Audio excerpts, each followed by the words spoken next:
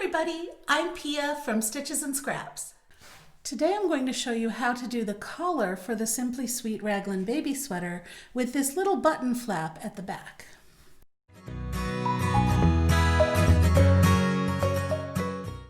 I'm using Brava yarn from Knit Picks and We Crochet, which they sent me for free for this design. We're going to do a seed stitch cast on, which is a cast on that's like the cabled cast on, but alternates between knit and purl stitches, or equivalent of knit and purl stitches. So here I've put a slip knot on my needle, and now I'm going to knit one stitch on. So I knit the stitch, give it that little twist and place it on my needle. And so this is the equivalent of a purl stitch and a knit stitch. So my next stitch needs to be a purl. For a normal cable cast on, I would go in this way, right? For a seed stitch cast on for the purl part, I'm going to actually come in the other way. So I come in from the back to the front between these two stitches, like that. Now I do my purl basically. Whoop, sorry, I split the yarn there. Do my purl. And then I'm not going to twist it, I'm just going to slide it right up onto my needle. And that's a purl.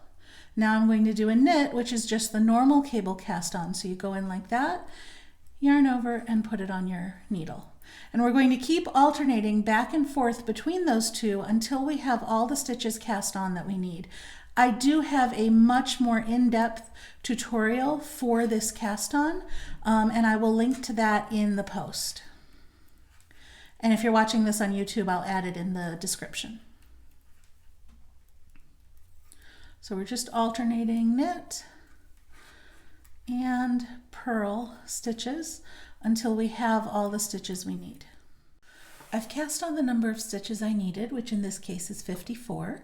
Since it's an even number and I started with the equivalent of a purl, I am ending with the equivalent of a knit.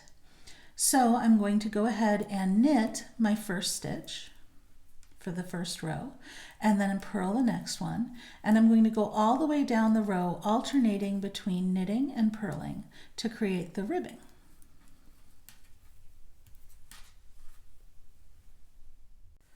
I finished the row alternating between knit and purl stitches to create the 1-1 ribbing, and I ended with a purl.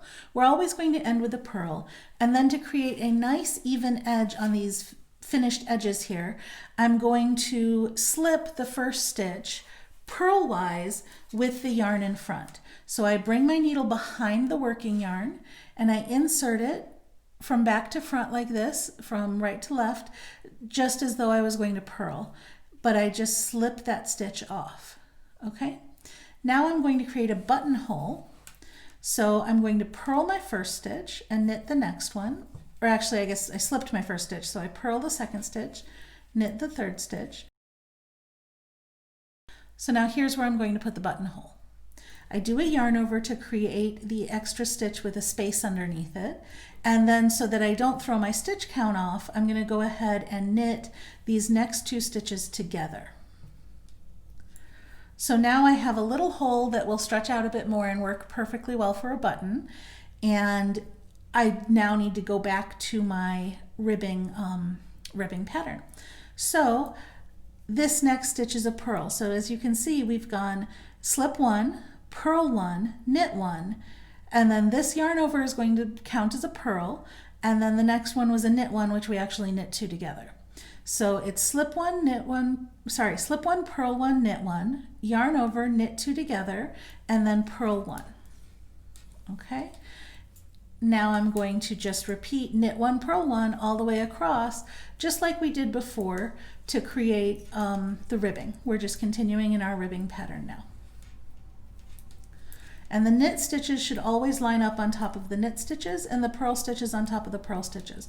So if you've gotten off by a stitch, you'll know it because it'll start to look like seed stitch. You see the little V there? That means that I've got to, see that V? That means that I've got to knit that stitch. And this one has a bump, so that means I have to purl that one. So that can help you keep on track to make sure that you're not creating seed stitch instead of ribbing. So I'm just going to finish this row, alternating between knits and purls. I'm finishing this row with a purl stitch, and then I'm going to turn it around and do almost exactly the same thing, just without the buttonhole. We're just going to do a row of ribbing. So we start with slipping a stitch like that. Remember, purlwise with the yarn held in front. So slip that stitch, and then we're going to purl the first stitch, and then just alternate knits and purls all the way across to the end. I've nearly come to the point where I made the buttonhole in the previous row, so I just wanted to show you working over that. You still continue in that same knit one, purl one pattern. And there's the yarn over, and I'm just going to knit it and continue knit one, purl one, and you should end the row on a purl. And now you can see how that buttonhole looks, and that'll be for a little button flap. So on this next row, I'm actually going to bind off that little button flap to separate it from the rest of the sweater. So I'm not going to slip the stitch this time because I'm going to be binding off. And I don't know about you, but the way bind-offs are written in patterns always seems a little bit odd to me because the actual binding off happens after you do the next stitch. So I want to show you clearly these 6 stitches. We need 6 stitches to get bound off, and we're going to bind them off in pattern. So we need to lose 6 stitches when we do this. So I'm not going to do the slip stitch. I'm going to go ahead, just to give me a little bit extra yarn in my bind off, I'm going to go ahead and knit this stitch, okay? And then I purl the next stitch. And I can go ahead and leave the yarn in front or move it to the back, whatever's more comfortable for you. I'm going to take this stitch and pull it over. So I have worked 2 stitches, but I've only bound off 1. Okay, so that is binding off 1. Now I work the next stitch, which is a knit, and I bind off. Now I've bound off 2. Okay, work the next stitch, which is a purl, and now I've bound off 3. The next stitch is a knit, and now I've bound off 4. Okay, the next stitch is a purl,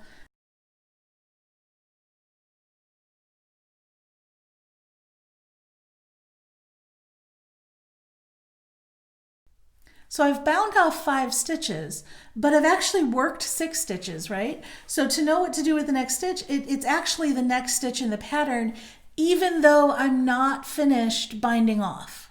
So the next stitch in the pattern, it says bind off 6 and then knit the next stitch, right?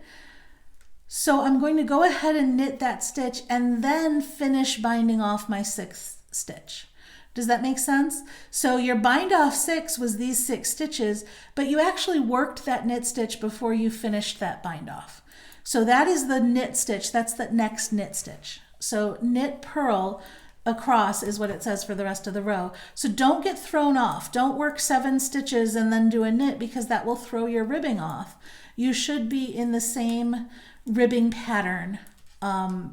Just make sure, as long as you've got 6 stitches, as long as you lose 6 stitches for this little flap, and you've got your knits on top of your knits and your purls on top of your purls, you should be okay. So I'm going to get to the end of the row in this same ribbing pattern. I finished that row ending with a purl stitch, and now I'm ready to switch to stockinette rather than ribbing. So I'll turn my work, and when I switch to stockinette, I'm actually going to bring in a larger set of needles. So this is a completely separate set of needles, and I'm going to just knit off of here onto the new set of needles. So the other needle for this set is here out of the way. You might hear it scrape a little, sorry about that. I'll try to hold it. And then I'm just going to knit starting with the larger needle. I'm on the wrong side of my work, so I'm actually going to purl this row. I'm still going to slip that first stitch because I still have an edge that I want nice and neat. So I'm going to slip that first stitch, and now I'm going to purl all the other stitches all the way across. And now remember, I lost 6 stitches. So I started with 54. By the time I'm done purling all the way across, I should only have 48 now because I bound off 6 stitches in the last row.